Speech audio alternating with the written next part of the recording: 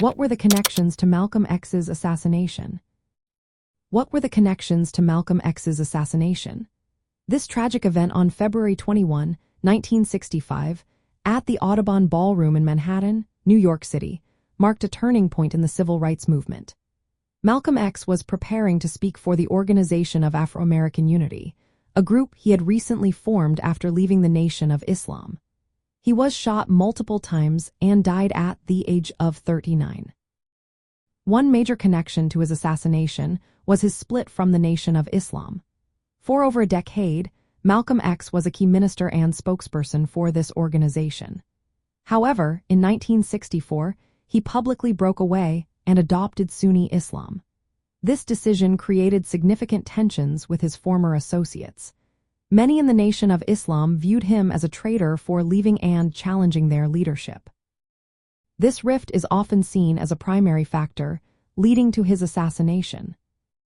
3 men linked to the Nation of Islam, Muhammad Abdul Aziz, Khalil Islam, and Thomas Hagen, were charged and convicted for Malcolm X's murder.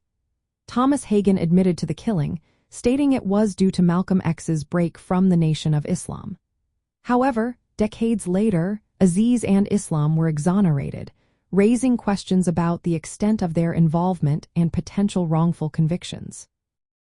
Speculation also surrounds the possibility of involvement from law enforcement agencies like the Federal Bureau of Investigation or the Central Intelligence Agency. During the 1960s, these agencies were known for monitoring civil rights leaders and black nationalist movements.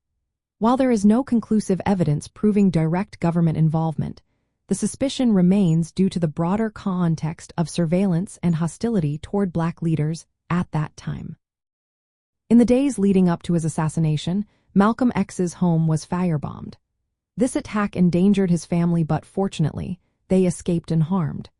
This incident highlighted the dangerous environment surrounding his activism. On the day he was killed, Malcolm had stopped the routine security checks at his events. This decision was part of an effort to change the image of his gatherings. Unfortunately, it may have made it easier for the assassins to approach him. During his speech that day, a disturbance broke out in the audience, distracting his security detail. At that moment, 3 men rushed the stage and opened fire, shooting Malcolm X 21 times. His assassination was one of several high-profile killings during the 1960s, following the assassination of President John F. Kennedy in 1963 and preceding the murders of Martin Luther King Jr. and Robert F. Kennedy in 1968. Malcolm X's death marked a significant moment in the rise of the Black Power movement and the broader civil rights struggle. His legacy continues to influence discussions about race, justice, and activism today. The connections to his assassination reveal a complex web of personal, political, and social factors that shaped this tragic event.